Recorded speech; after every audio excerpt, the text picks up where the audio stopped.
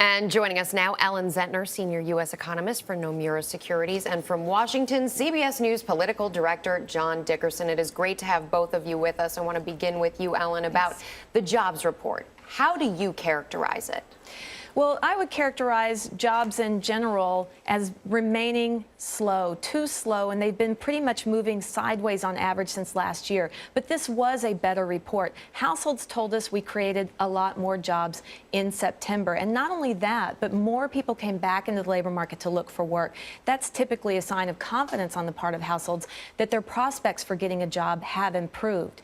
Wages were up. The work week was longer, so people were working more hours. So there were a lot of good pieces within this report. A number of the jobs in the report were part-time. About 2/3 of the lowering of the unemployment rate came from these part-time jobs. What does that say to you about the recovery? Well, that's been a trend that's in place.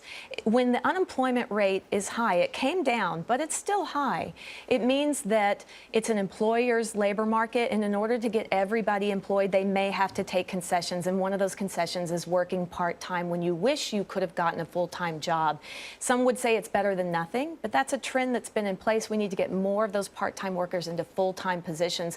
But nevertheless, many of those workers would tell you they're just happy to have something. Ellen, we had a dip in manufacturing jobs created. That had been a big part of the recovery. But we did see growth in construction jobs. So what do you make of those two moves? Yeah, the drop in manufacturing jobs was surprising, but job growth in that sector has been slower since earlier in the year. A lot of that stemming from a general slowdown in growth abroad, which means foreign demand for goods manufactured in the U.S. has been slowing. And so we've seen some job loss now in manufacturing. As you said, that's always been a bright spot until now.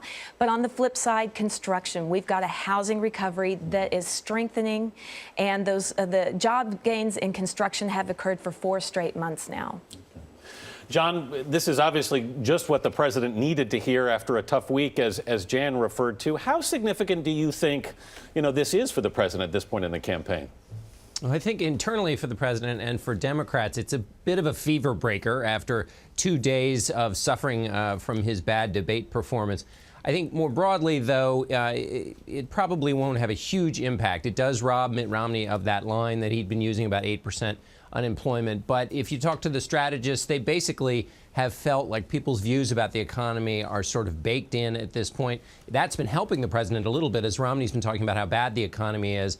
That's been helping in terms of creating a floor for the president, but it also means there's a bit of a ceiling. It means people aren't going to get suddenly elated about the economy just because the number dropped. John, I'm curious to know what factors more heavily into voters' minds. Is it the debates, or are these jobs numbers, and we have one more report before the election, going to weigh more heavily? It's a good question. Certainly for the people who are just tuning into the election and who watched the debate last week, for them, the debate is the thing that's probably still top of mind. In the long run, though, of course, the economy, the way people feel about the direction of the country, which is related to their own economic picture, that's probably still the biggest overall driver in this campaign, though I still think right now, in this moment, the debate itself is probably still driving a lot of people's votes. Ellen, as Rebecca mentioned, there's one more report before the election. As you said, we've got a trend pretty much going here. We've seen these kind of numbers. We're not expecting anything radically different next month, are we? No, probably more of same. And it's so close to the election. I would say after that first debate, in my thinking, voters will probably already solidified how they're going to vote after that first debate. Of course, coming on just the backside of that, this jobs report will help. But there's a lot in this jobs report that both candidates can wrap their thoughts around. There's always good and bad things in these jobs numbers, and so it's easy to find support there for either side. John, given the fallout from the last presidential debate, in the Obama administration, how are they prepping VP Biden for this, and how might he play things differently now as a result? Well, there have to be a more specific prosecution of the argument against Mitt Romney, calling the Romney team out on some of these specifics, whether it's on tax cuts are on Medicare. I think one of the interesting dynamics to watch in the vice presidential debate is there's a difference between what Paul Ryan believes and what Mitt Romney believes, and that is on some of these important issues about taxes and health care and Medicare. And so that's an area where you can imagine Vice President Biden working to press Ryan on the details and the inconsistencies between the two of them. It's a really interesting point. Ellen Zentner, John Dickerson, thanks so much. Thank you.